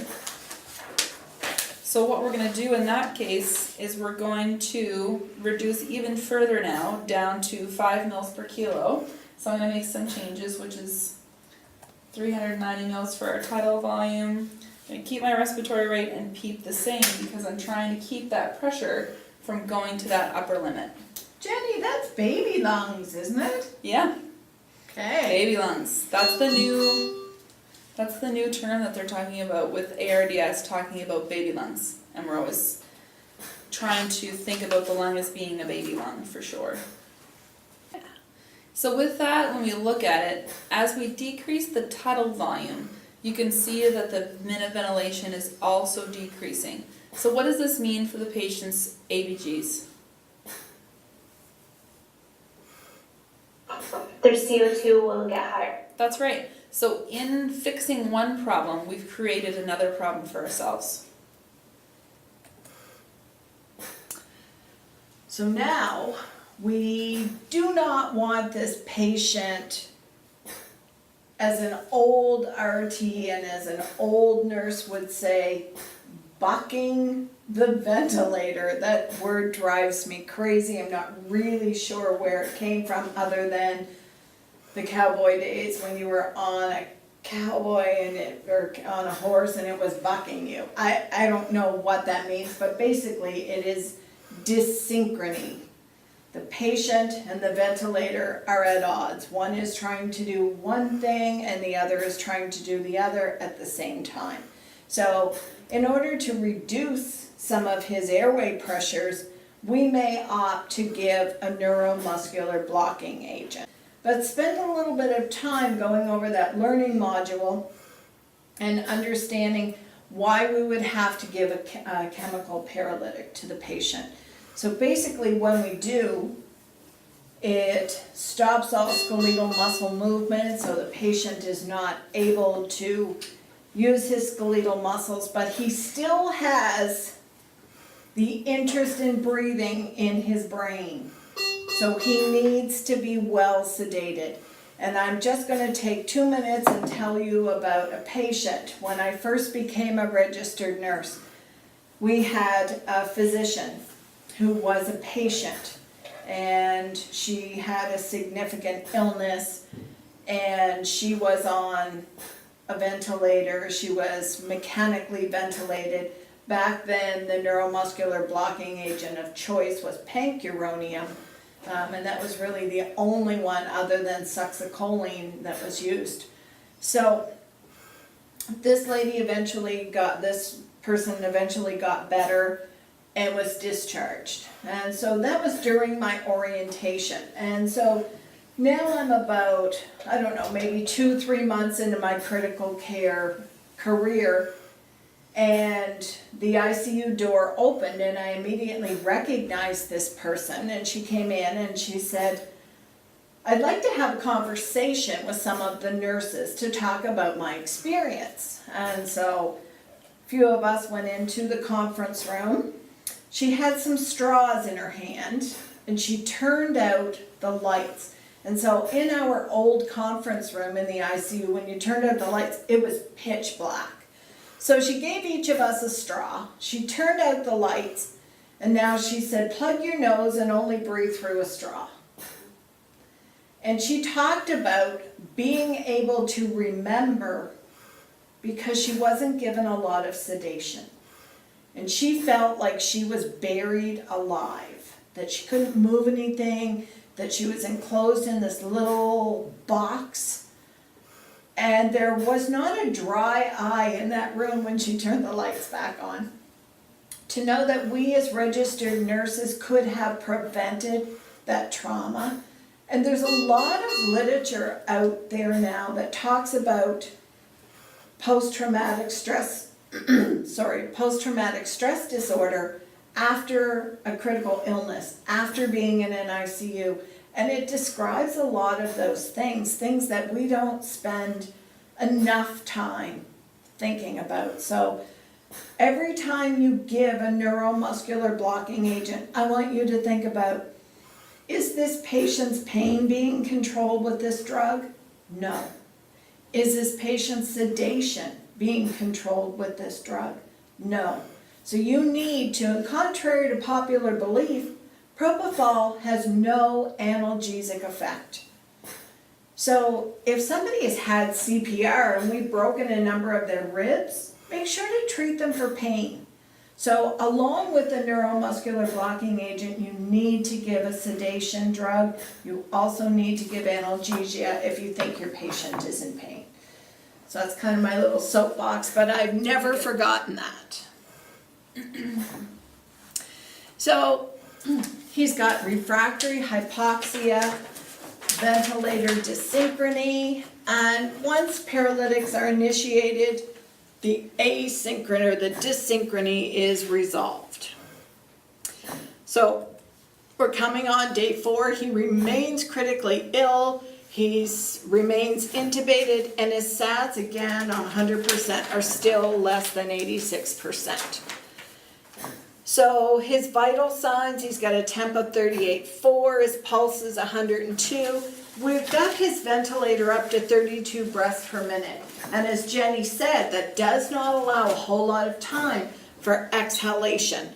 He remains on Levophed and his SAT is 84%. So chest doesn't sound a whole lot different. Neuro, he is, the paralytic agent that they're using in this case is Nimbex. I think the other name is cisatracurium. And we have him on propofol. And I'm not going to talk any about train of 4, but you should know what train of 4 is from your neuromuscular blocking assignment. So he is on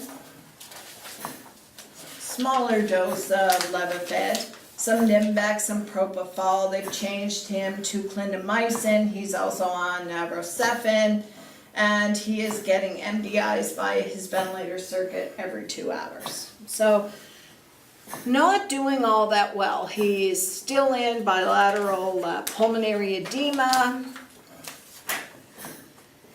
So tell us what's happening looking at this blood gas.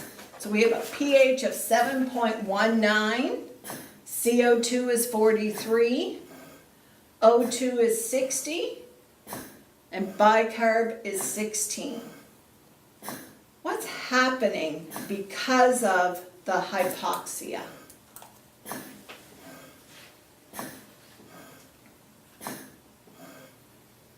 So first of all, is he in metabolic or respiratory?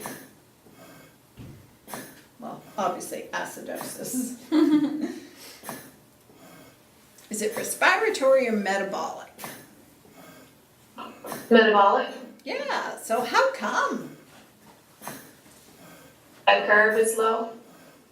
Yes. Or what, like clinically, how come? Yeah, clinically, how come? So, His kidneys are failing. so it could be because of his kidneys, certainly can. I'd also be thinking about, because my PO2 is remained so low, have my cells switch from aerobic to anaerobic metabolism, leaving me with the end byproduct of lactic acid. So I'd be interested, in addition to looking at the blood gas, I would want to know, wonder what this guy's lactic acid level is. Because anything over 2.0 millimoles per liter is an indicator that the body has switched from aerobic to anaerobic metabolism. So a lactate level might be something that you would send on this patient. So, we're thinking ARDS, he's got a metabolic acidosis, which we just talked about, septic shock, possibly community-acquired pneumonia, which is a big deal. He's got some acute renal failure, and now we're wondering whether he's got influenza A, H1N1. So, despite medical therapy, this patient is failing our conventional treatment. So, we were thinking that we were going to have to withdraw therapy on this 55-year-old man whose wife stayed at his bedside and never left. We ordered pizza with her one night. I went out and she was sleeping and I just stuck my head in and she said, "Is he all right?" I said, "We ordered pizza. Do you want some?" Yes! So she came in, she sat and had pizza with us. She was pretty cool. And so when you emotionally invest yourself in a patient and their family, one of the doctors described to me one day, the worst nurse to deal with is one who is invested emotionally, because we will hound the physician to death advocating for our patient. So this gentleman, we put a consult into our cardiac surgeon to see if they could do something called ECMO. So ECMO stands for extracorporeal membrane oxygenation, and it's basically used to treat refractory heart failure, but refractory hypoxia in this case. And so at the time, we didn't have a good program here in St. John, but ECMO is a much more accepted treatment now, but this was a number of years ago. And this literature comes from about 2009, so it's a little bit old, but it says the use of ECMO results in 1 extra survivor for every 6 patients that you have to treat. That actually in the world of treatment isn't bad. So a number of clinical trials looked at, and basically what I want to highlight here is that overall mortality of the ECMO group, so they had a group of patients who they put into the traditional treatment arm, the other into the ECMO treatment arm, and that mortality was 21%, different from the 71, the age of the participants. So the younger the age, the better the outcome. I think that's just a common sense thing, sorry. So ECMO was not readily available anywhere in New Brunswick except St. John. In Nova Scotia, it's not readily available anywhere except Halifax, Prince Edward Island, NB Air Care, where are you at? But if you look at the bigger provinces, it's only available in bigger centers. So you have to cannulate the arterial circulation, and it basically is an external oxygenator. So when you put somebody on cardiopulmonary bypass for cardiac surgery, that's basically ECMO. It also removes CO2, which is an important point because a lot of the times when we have patients who are ARDS who can't remove CO2, so they can't oxygenate and they can't remove CO2, then ECMO would certainly be an option because then we can save the lung. Because in order to remove CO2, we have to have changes in pressure, right? You have to have tidal volume that's exchanged. So if you need more and more tidal volume, you need more and more respiratory rate, there's only so much people's lungs can take, so ECMO is an option, or they have something called ECOR as well, which only removes CO2, it doesn't add oxygenation, so those are other things that we could think about as well. So we are working very hard in St. John to actually have a true ECMO machine. We can do ECMO using our cardiopulmonary bypass machines, but they're much nicer, smaller machines.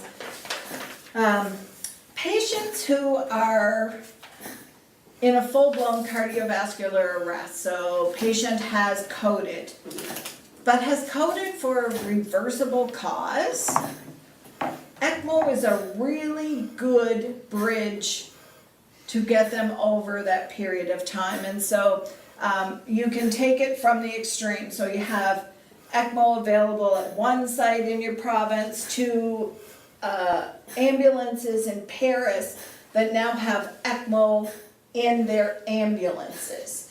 So I mean, that's a bit extreme, so it's funny how we go from one end of the spectrum to the other. So he went to the OR, and ECMO was initiated, so his aorta was cannulated in the OR. He had ECMO for 6 days, which is a fairly long period of time for ECMO. Day 11, he was taken back to the OR and he had his ECMO device removed, and they also inserted a trach at that time. So he's day 11. So he continued to make marked improvements, and once the ECMO was removed, and on day 18 he was weaned from the ventilator. He's had some physiotherapy, some OT, and some speech. And on day 21, this patient was sent to the floor, so discharged out of ICU. And then he went to our rehab area to get some physical and occupational therapy on day 25. And he was discharged home with no significant physical or cognitive impairment. And since his discharge, he's returned to work, he's had no limitations. And I haven't been in the ICU for a number of years, but every Christmas they would come and they would visit. So much so that eventually they walked in one day and they looked around and said, "Oh my God, Susan, you're the only one still here that we recognize." That's when I knew it was time to leave. I was getting way too old. So it was very rewarding to care for this patient. So he did well, but it was not because of any one person. It was a team effort, and that's what critical care is really all about, whether it's in the ER or in the ICU. It's all about collaborative practice, because I am in no way any expert with this machine.